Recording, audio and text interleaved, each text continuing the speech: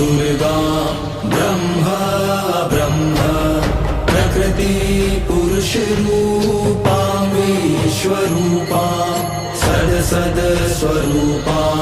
त्रिगुणात्मिकांच जगत प्रसूता